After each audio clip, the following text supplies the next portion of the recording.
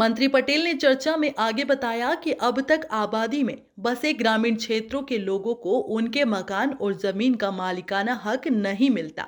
अब वह अपने मकान और जमीन के मालिक हैं। सही मायनों में देश आजाद हुआ है। 73 साल में कांग्रेस ने इस मामले में कोई ठोस कदम नहीं उठाया।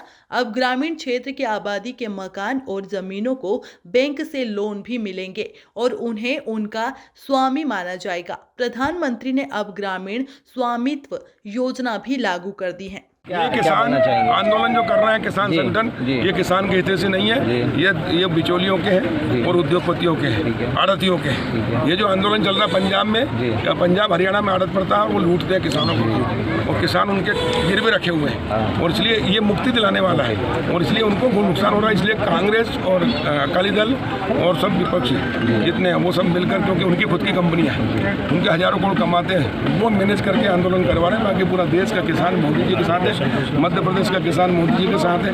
और मैं आपसे ही पूछता हूँ, वो कांग्रेस से पूछिए कि भैया आज़ाद भारत को 73 साल हो गए, गांव शहर मिलकर देश बना, तो गांव में प्रॉपर्टी का मालिकाना क्यों नहीं? आबादी में गांव बसता उसको, आपका गांव में मकान 1 लाख का हो या 100 करोड़ का, पूरे गांव की वैल्यू 1000 करोड़ की भी, तो 1 रुपये की जमानत मिल नहीं सकती, 1 रुपये की लिमिट नहीं मिल सकती, 1 रुपये का लोन नहीं मिल सकता। इसलिए गाँव पिछड़ गए। मुट्ठी भर शहर के लोग, क्योंकि उनकी प्रॉपर्टी की वैल्यू है, तो जिनके पास ज़्यादा प्रॉपर्टी है उन्होंने प्रॉपर्टी का कलेक्टर गाइडलाइन से उसकी वैल्यू करा कर और बैंक से लोन लेते हैं और सब्सिडी का फ़ायदा उठाते हैं। और इसलिए कांग्रेस की गलत नीति, नेहरू जी के समय से लेकर गलत नीति के कारण मुट्ठी भर लोग जो लखपति थे अरबपति खरबपति हो गए, पूरा देश गरीब। 130 करोड़ लोगों में मात्र 1 लाख लोग होंगे जो करोड़ अरबपति खरबपति होंगे, बाकी पूरे गरीब हैं। मोदी जी ने उनके खिलाफ की और इसलिए उनको तकलीफ हो रही है, जो लूट रहे हैं देश को 73 साल से। अब गाँव की प्रॉपर्टी का मालिकाना मिलेगा नहीं। 24 अप्रैल 2020 को मोदी जी ने पंचायत दिवस के दिन प्रधानमंत्री स्वामित्व योजना की घोषणा की है। सही मायने में गाँव तो अब आज़ाद हुआ है।